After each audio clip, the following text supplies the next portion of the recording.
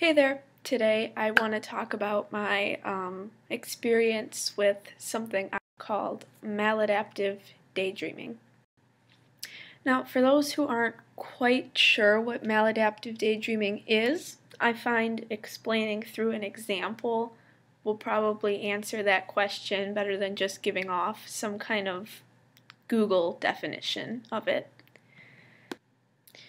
It's quite different than daydreaming in general. You can read articles and they will say it is a form of intense daydreaming. And it's kind of evolved where you're in the daydream and you are so focused and involved that you kind of start slightly acting out in real life. And I'd like to point out especially that it is not schizophrenia. People who maladaptive daydream can differentiate their daydream from real life. But picture it like you're daydreaming about talking to a friend or going to the park.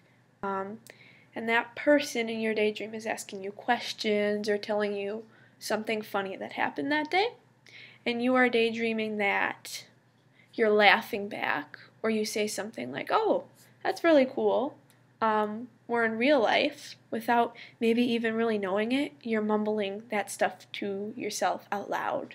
Another thing people who maladaptive daydream can do, and I've kind of found myself doing this the farther I got into it and the more that I kept doing it, was hand motions, pacing, making facial expressions to whatever was going on in my daydream, and sometimes even crying. So it was very, very intense. And the worst part is when you get caught doing it. You really can't explain to the other person because it's very embarrassing.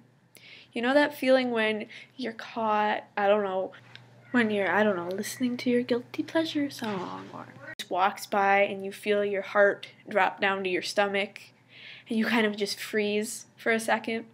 That is what it would be like to get caught maladaptive daydreaming for most people. I remember it took me about a year after I started doing this to find out that it had a name and that it was a thing, and most of all that I wasn't crazy. I remember the first time I started maladaptive daydreaming, I just kind of let myself fall into a scenario going on in my mind one night. I was laying in bed, couldn't fall asleep, and I think the first thing I ever really started maladaptive daydreaming about was like meeting a celebrity, and we started going on all these adventures through a city, and I found that I could let myself fall into these daydreams for hours and hours, and I started mostly doing it at bed during the night when I couldn't get to sleep, and I'd check the clock and find out, wow, 2 hours just passed by. I probably should go to bed now. And that's the thing too, you can really get sucked into your daydreams, which can become a problem if you do it when you have things to do during the day.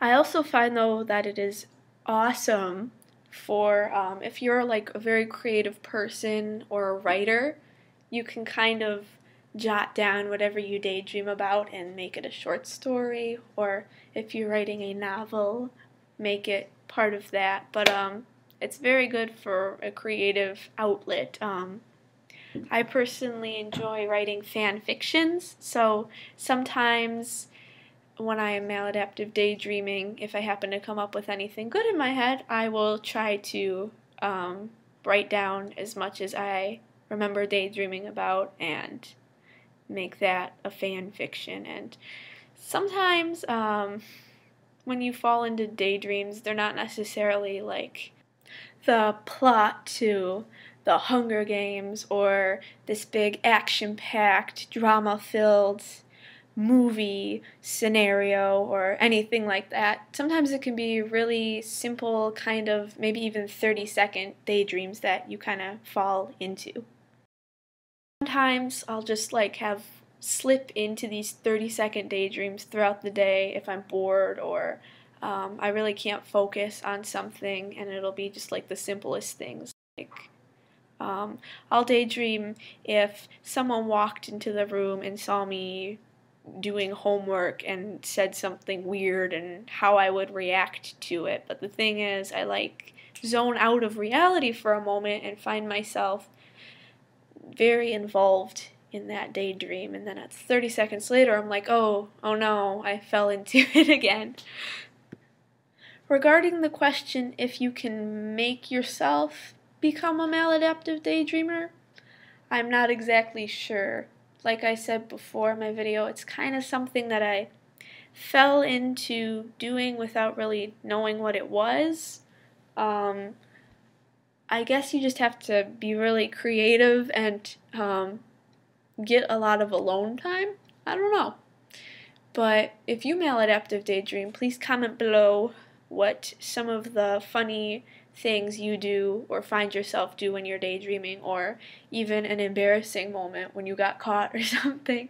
And thank you for watching. I'll see you guys in my next upload.